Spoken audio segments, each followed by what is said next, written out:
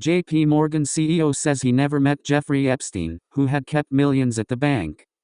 The head of JPMorgan Chase said that he had never met disgraced financier Jeffrey Epstein and never even heard of him until Epstein's 2019 arrest, and that he wasn't aware of the bank's internal investigation of its relationship with Epstein, who kept much of his fortune at the bank for 15 years.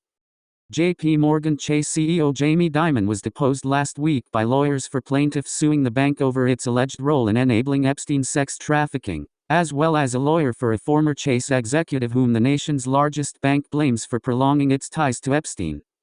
Epstein, who pleaded guilty to soliciting a minor for prostitution in 2008, died by suicide in jail in 2019 after being rearrested and charged with trafficking. During the deposition, Dimon said he didn't recall knowing anything about Jeffrey Epstein until the stories broke sometime in 2019, adding he was surprised that had never even heard of the guy, pretty much, and how involved he was with so many people, according to the transcript. When a lawyer asked if he had ever heard the name Jeffrey Epstein prior to his 2019 arrest, Dimon responded, "Not that I recall." Chase has been sued by the U.S. Virgin Islands and a victim of Epstein's identified as Jane Doe 1 over its links with Epstein, who kept money at the bank from 1998 to 2013. The financial institution has denied liability. JPMorgan's banking relationship with Epstein was known at the highest levels of the bank, the U.S. Virgin Islands alleged in its complaint, referring to an August 2008 internal email that states, "I would count Epstein's assets as a probable outflow for 08 as I can't imagine it will stay." But according to the transcript, Dimon testified that he was not informed by anyone at the bank that Epstein had entered a guilty plea to soliciting a minor in Florida in 2008. Dimon said he also wasn't aware that in 2008 the bank reviewed whether Epstein should remain a JPMorgan Chase customer due to his plea. At one point, Dimon argued that the bank's former general counsel, Steve Cutler, was the ultimate decider in keeping Epstein as a client and had the ability to override other executives' decisions at the bank. He said that Cutler had the ultimate authority to kick him out if he thought it had gone that far. Cutler joined JPMorgan Chase in 2007 and served as the general counsel for 9 years. As general counsel, he was head of the company's legal and compliance activities worldwide and reported to Dimon. In 2011, Cutler sent an email about Epstein to Mary Erdoes, now head of asset and wealth management at JPMorgan Chase, and Jess Staley, then head of JPMorgan Chase's private bank, which was dedicated to wealthy clients like Epstein.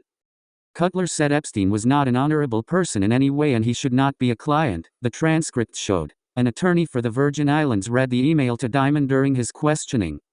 Jamie Dimon in Paris in 2019, Christophe Morin Bloomberg via Getty Images file.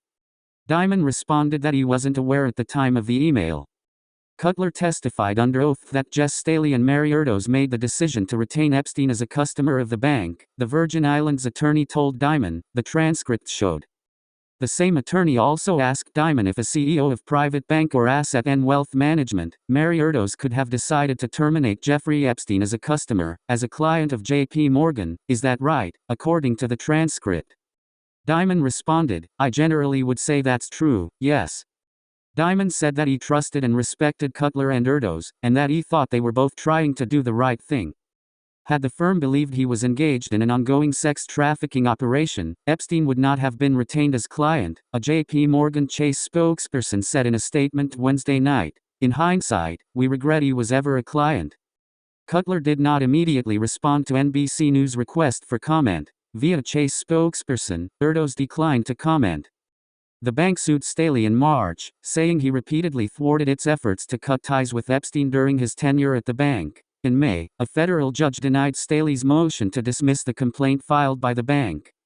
During Dimon's deposition, he denied repeatedly that he had spoken to Staley about Epstein. David Boyes, a lawyer for Jane Doe, asked Dimon about a 2010 message to Epstein from an assistant asking about food preferences for an evening appointment with Jess and Jamie, the transcript showed. "I have never had an appointment with Jeff Epstein," Dimon said. "I've never met Jeff Epstein. I never knew Jeff Epstein. I never went to Jeff Epstein's house. I never had a meal with Jeff Epstein." Dimon did testify that there was a chance Staley knew about Epstein's misconduct.